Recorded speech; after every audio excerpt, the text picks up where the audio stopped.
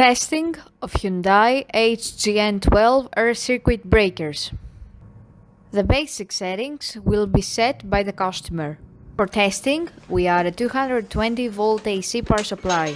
At first, we trip the air circuit breaker manually.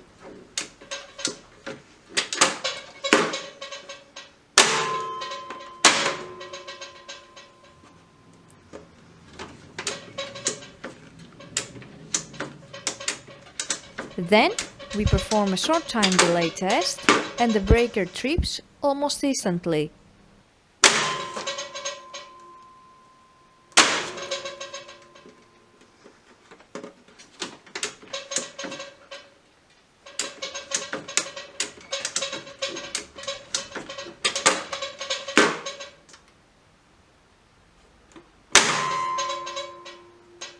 Lastly, we perform a long time delay test, and after about 15 seconds, the breaker trips